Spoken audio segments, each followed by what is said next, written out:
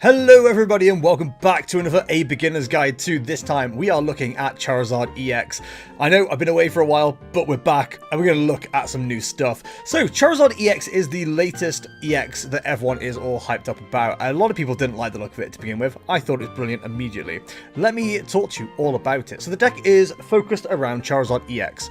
Charizard EX has two beautiful things going on for it. Well, actually several beautiful things going on for it. First of all, it's a Charizard with Dark typing. In a Psychic meta, very nice, 330 health, quite hard to take down. Not only that, we have the ability Infernal Rain. When you play this Pokemon from your hand to evolve one of your Pokemon during your turn, you may search your deck for up to 3 basic fire energy cards and attach them to your Pokemon in any way you like, then shuffle your deck. So immediately, you can put, if you've had no chance to power up this Charizard beforehand, or Charmander, whatever you want to call it, you can immediately start putting energy onto it, and there's many other ways you can put energy down as well, but we'll talk about that in a minute. Next attack is Burning Darkness, 180 damage to fire cost. This attack does 30 more damage for each prize card your opponent has taken. So first of all, let's talk about this real quick.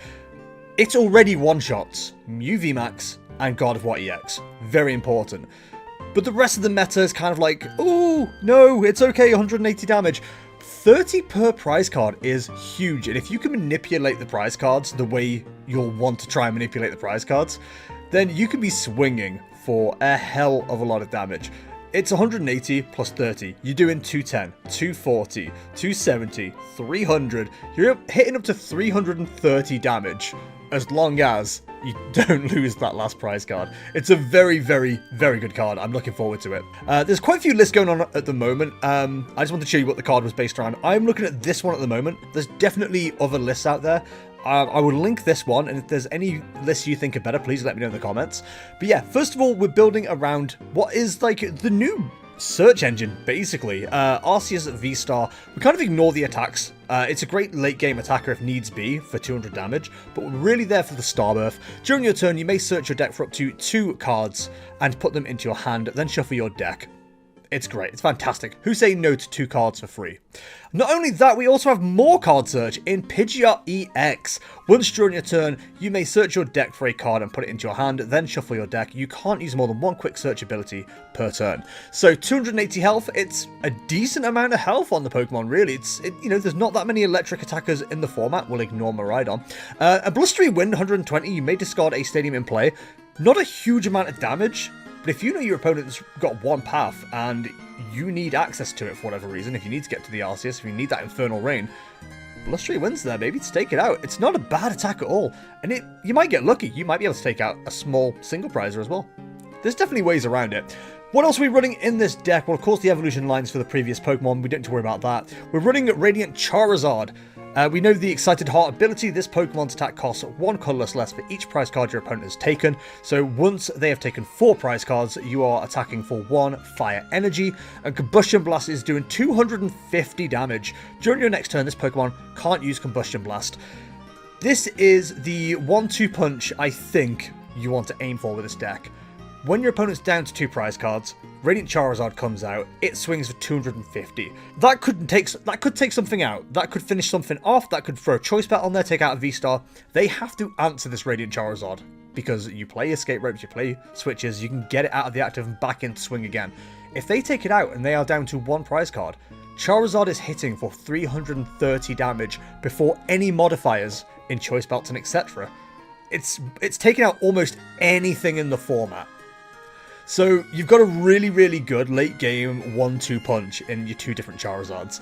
The other alternate attacker, which I absolutely love, it is countered quite easily, unfortunately, but it is a fantastic attacker, Delphox V. We're ignoring the first attack. The attack we are here for is Magical Fire, 120 damage, 2 fire, 1 colorless. Put 2 energy attached to this Pokemon in the Lost Zone. This attack also does 120 damage to one of your opponent's bench Pokemon. It's pretty nice just to take out those cards that have just been a little bit annoying. If they haven't played down a Manaphy, a double hit of 120 is not bad. And it could also finish off a retreated attacker as well. There's definitely some options in Delphox. There's also some other options in terms of like what you would play in this deck alongside what's going on. People are playing Bibberals and stuff like that, but I will leave that to your discretion. This Decklist is far from solved. So as usual, we have Ball Search. We have Nest Ball, search your deck for a basic Pokemon, put it onto your bench, then shuffle your deck.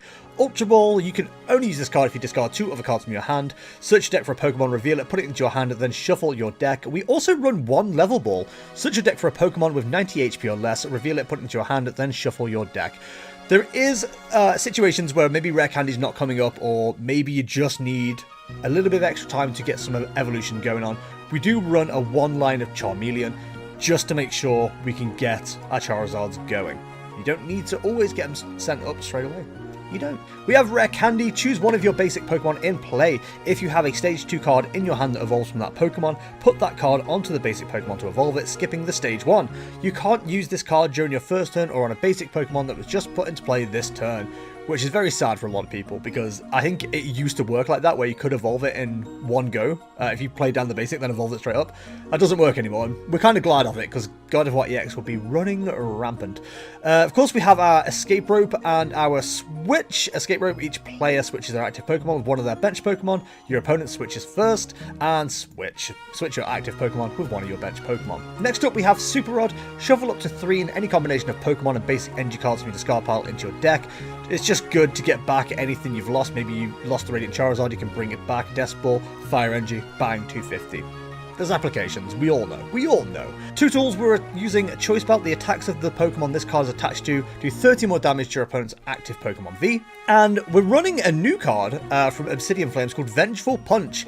If the Pokemon this card is attached to is knocked out by damage from an attack from your opponent's Pokemon, put 4 damage counters on the attacking Pokemon.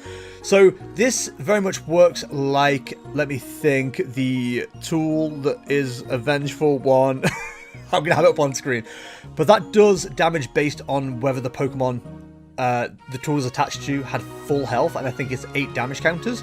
This is just a straight 4 damage counters, so a very good counter to God of War. And onto the supporters, we have 3 Boss's Orders. Switch in one of your opponent's bench Pokemon to the active spot. We have Colrus for our search. Look at the top 5 cards of your deck, put 3 of them into your hand, put the other cards in the lost zone. You definitely get to a situation in this deck where you could have 10 in the lost zone. Just sneak in a Cramorant, maybe. Iono, each player shuffles their hand, puts it on the bottom of their deck. If either player puts any cards on the bottom of their deck in this way, each player draws a card for each of their remaining prize cards. And finally, Roxanne, you can only use this card if your opponent has 3 or fewer prize cards remaining. Each player shuffles their hand into their deck, then you draw 6 cards, your opponent draws 2. Again, that Charizard ready. And finally, 2 stadiums. We have Artisan. Once during each player's turn, that player may search their deck for a basic Pokemon that doesn't have a rule box and put it onto their bench. Then that player shuffles their deck, so that's to get your Charmanders and your Pidgeys. And one that, it's a bit of a flex spot maybe. I think this is quite interesting for Lost Box though. I've not tested this enough to see how good it is as an application yet. Attacks used by each basic Pokemon in play, both yours and your opponent's, cost 1 energy more. It is literally there just to upset Lost Box, Sableye specifically. This deck doesn't run Manaphy either, so it does help with the Radiant Greninja problem as well. They suddenly have to get 4 energy on. So there's definitely some interesting options there. There's definitely some flexi spots. 9 basic energy as well. It's all you'll need. It's all you'll need. So yeah, it's a very, very fun deck. I'm not good enough at deck building, personally, to say this is what you should maybe try out instead and blah, blah, blah. But there are tons of fire attackers in this deck that are possibilities. One of the ones I've seen, and I want to experiment with a little bit more because I quite like it, is dropping the Radiant Charizard for Radiant Heatran. Radiant Heatran has the attack Raging Blast for 70 times. This attack does 70 damage for each damage counter on this Pokemon. So if you're using Magma Basin to power this up on the sly, while you're also powering up other stuff with Infernal Rain and things, for the full cost, you're putting 6 damage counters on this Pokemon. You're swinging for 420 damage if you've been able to quietly sneak this Radiant Heatran up. And that doesn't get stopped like Radiant Charizard. That just keeps swinging. Even if you only do it twice, you're going to be doing 280 damage. It's such an interesting card to include, but it would require the addition of Magma Basin, so there's definitely some options there. I think this is a really fun deck. It's definitely got promises, especially going into a meta where we're dealing with a lot of Psychic types, the God of War, the Mew, etc.